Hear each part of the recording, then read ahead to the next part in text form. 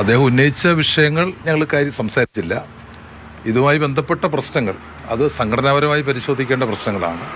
സംസ്ഥാന നേതൃത്വത്തിൻ്റെ സഹായത്തോടെ അവരുടെ സാന്നിധ്യത്തിൽ ഈ വിഷയങ്ങൾ വരുന്ന ദിവസം അധികം താമസിയാതെ തന്നെ പരിശോധിക്കും. അത് സംബന്ധിച്ചുള്ള തീരുമാനങ്ങൾ തീർച്ചയായിട്ടും നിങ്ങളെ അറിയിക്കുകയും ചെയ്യും. സംസ്ഥാന നേതൃത്വത്തിൻ്റെ സാന്നിധ്യത്തിൽ അവരുടെ സഹായത്തോടു കൂടി ചർച്ച ചെയ്ത് പരിഹരിക്കേണ്ട ഒരു സംഘടനാ പ്രശ്നമാണ് ഉണ്ടായിരിക്കുന്നത്. അത് സംഘടനാപരമായിട്ട് മാത്രമേ പാർട്ടിക്ക് ചർച്ച ചെയ്യാനും തീരുമാനമെടുക്കാനും കഴിയുകയുള്ളൂ. സംഘടന പരസ്യ പ്രതികരണത്തിന്റെ പേരിൽ സംഘടനാ നടപടികളൊക്കെ ഉണ്ടാകും. അദ്ദേഹം തന്നെ പറയുന്നുണ്ട് അച്ചടക്കലംഘനമാണ്, നടപടി ഉണ്ടായിക്കോട്ടെ എന്ന്.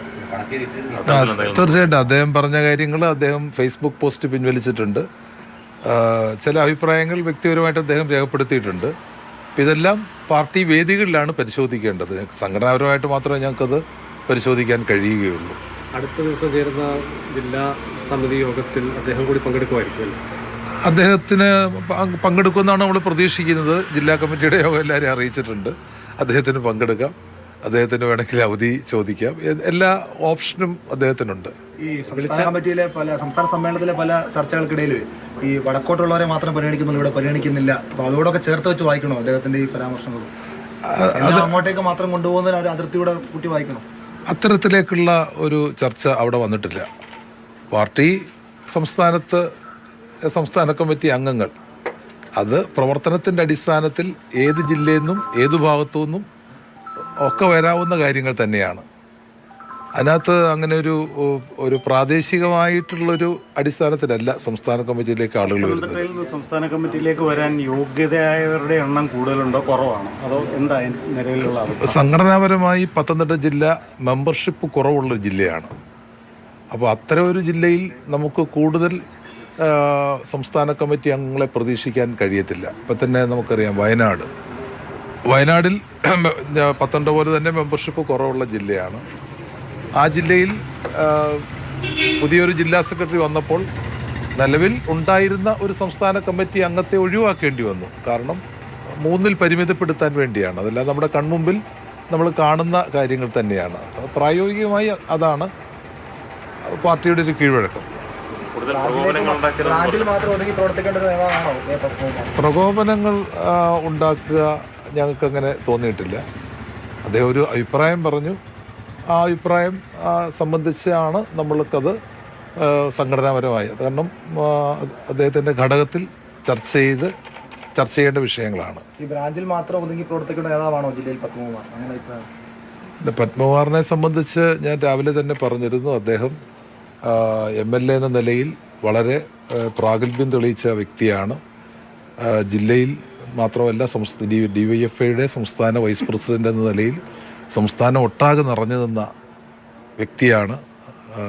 ദേവസ്വം ബോർഡ് പ്രസിഡന്റ് എന്ന നിലയിൽ വളരെ സത്യസന്ധമായി അദ്ദേഹം പ്രവർത്തിച്ച ആളാണ്. വലിയ കഴിവുള്ള വ്യക്തി തന്നെയാണ്.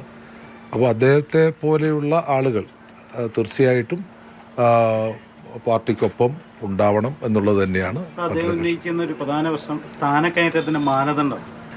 അതായത് വർഗ ബഹുജന സംഘടനകളിൽ പ്രവർത്തിക്കുന്നവർക്ക് ഉപരി പാർലമെൻ്ററി സ്ഥാനം ഉള്ള ആളുകളെ മാത്രം അവരെ സ്ഥാനക്കയറ്റത്തിന് പരിഗണിക്കുന്നു എന്നുള്ളൊരു വലിയ ആരോപണം ഉന്നയിച്ചിട്ടുണ്ട്.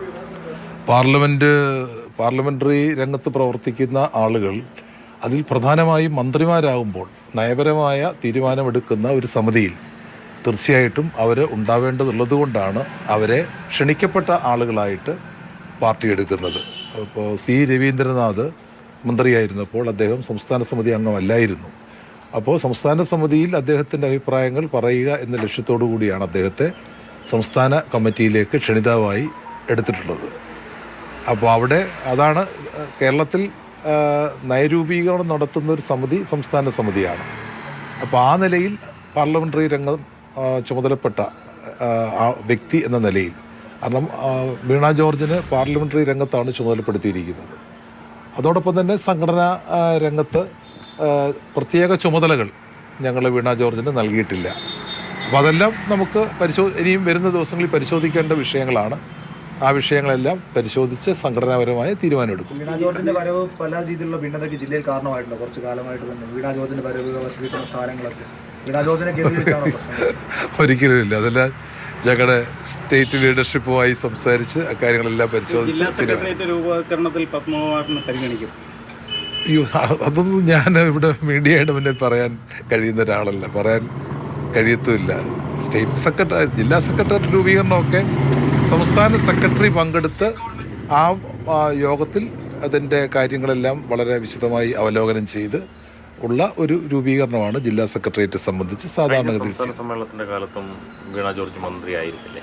അപ്പോൾ അന്ന് എന്തുകൊണ്ടാണ് ഇത്തരത്തിൽ സംസ്ഥാന സമിതിയിലേക്ക് ഉൾപ്പെടുത്താതിരുന്നത്? അത് സംസ്ഥാന സെക്രട്ടറി മറുപടി പറയേണ്ട ഒരു പ്രശ്നമാണ്, ഞാൻ മറുപടി പറയേണ്ട ഒരു പ്രശ്നമല്ല. എന്തുകൊണ്ടാണ് അംഗസംഖ്യ ശരിയായിരുന്നോ, എന്താണ് കാരണം നമുക്ക് അറിഞ്ഞുകൂടാ. അംഗസംഖ്യയ്ക്ക് ഒരു പ്രശ്നമാണ്. എന്തായാലും അദ്ദേഹം ഉയർത്തിയ വിഷയം ജില്ലാ കമ്മിറ്റി ചർച്ച ചെയ്യും, സംസ്ഥാന നേതൃത്വത്തിന്റെ ശ്രദ്ധയിൽപ്പെടുത്തും. ഞാൻ സൂചിപ്പിച്ചു, സംഘടനാപരമായി ചർച്ച ചെയ്യേണ്ട ഒരു വിഷയമാണ്. അത് സംഘടനാപരമായിട്ട് തന്നെ ചർച്ച ചെയ്യും.